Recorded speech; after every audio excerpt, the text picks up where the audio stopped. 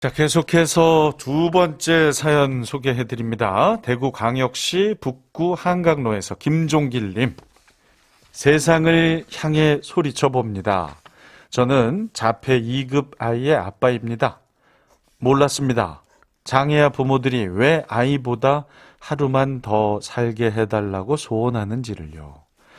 두세 살까지 잘 자라던 아이가 조금 이상하다는 걸 아내가 먼저 알았습니다.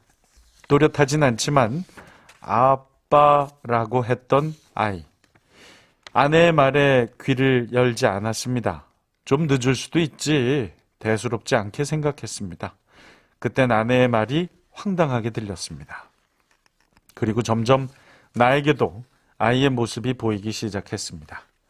말도 어눌해지고 모방 행동도 없어지고 아이는 자라지만 아기의 모습으로 되돌아가는 모습을 보게 되었습니다.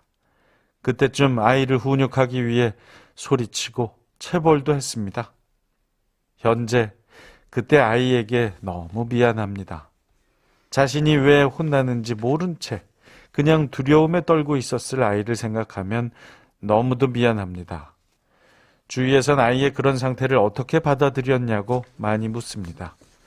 아빠인 제가 받아들이고 못 받아들이고 생각할 정신도 없었습니다. 그냥 부모로서의 의무만 생각했습니다. 그렇게 몸은 자라지만 아기가 되어가는 아이와 세상 살아가는 모습의 영상을 SNS나 너튜브에 올리기 시작했습니다. 그리고 영상을 편집하면서 아이의 모습을 돌려가며 보게 되었습니다.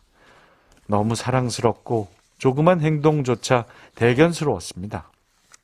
저는 세상에 지지 않기 위해 이것저것 봉사도 해가면서 넉넉한 형편은 아니지만 지역의 구의원 후보까지 나가봤지만 장애아 부모라는 것으로 자꾸 주눅이 들었습니다. 강한 아빠가 아니라 삶이 강한 아빠를 만들게 하는 것은 아닌가 라는 생각이 들기도 합니다. 그렇게 자신 있게 아이와 잘 살아가고 있다고 생각했습니다. 당당한 척, 자신 있는 척, 그렇게 명년을 행복한 척이지만 그렇게 잘 버티고 있는 줄 알았습니다. 그런데 얼마 전 둘째 아이가 코로나19 밀접 접촉자와 동선이 겹쳐 아픈 큰 아이와 코로나19 검사를 받기 위해 선별진료소로 향했습니다. 그때까지도 아이의 상태를 자만하고 있었던 것 같습니다.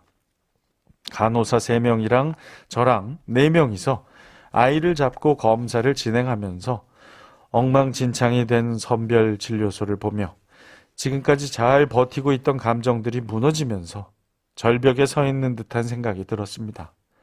그게 현실이었는데도 아이가 이 정도는 너끈히 버틸 수 있을 것이라고 착각하고 있었던 겁니다. 검사 후 차를 타고 오면서 아이의 훌쩍대는 모습을 보며 정신이 번쩍 들었습니다. 내가 뭘 한 거지? 무슨 생각을 한 거지? 이 아이는 아픈 아이인데 내가 무슨 착각을 한 거지? 집으로 아이를 태워주고 정신없이 그동안 SNS에 올려두었던 아이의 영상을 찾아보기 시작합니다. 2시간 동안 계속 돌려봤습니다. 그리고 내 아이의 현실을 찾아가 봅니다. 아빠인 내가 어떤 욕심을 부린 것인지 다시 마음을 가다듬어 봅니다. 미안해, 내 보물, 나의 아들 민재야. 아빠가 너무 미안해. 속으로 하염없이 눈물이 쏟아집니다. 그리고 다시 당당한 척, 잘 버티고 있는 척, 그렇게 어제의 나로 돌아가 봅니다. 이제 시작일 것입니다. 아이와 아빠인 제가 짊어지고 가야 할 삶의 무게가 두렵기도 합니다. 하지만 아빠니까 강한 아빠가 아니라 강인해져야만 하는 아빠로서 아이와 살아갈 시작이라는 것을 모든 장애아 부모님들은 같은 생각을 하실 것입니다. 내 아이가 아픈 것보다 내 아이가 아파서 치료를 받지 못할까봐 그게 더 두렵고 겁이 납니다. 하지만 저는 세상을 향해 소리쳐 봅니다. 내 아이보다 하루 더 살기를 소원하지 않아도 되는 세상. 그런 세상에서 살아갈 수 있기를 외쳐봅니다. 저는 자폐 2급 장애아 아빠입니다. 라고요. 모든 발달 장애인 부모님들 파이팅입니다.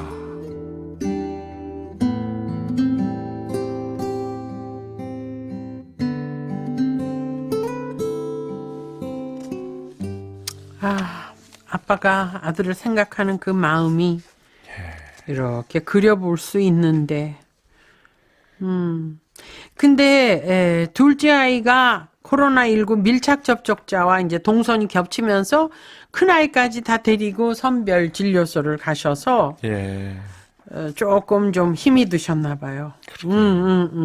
아이도 싫어하고 그렇죠. 뭐 좀 그러셨던 것 같아.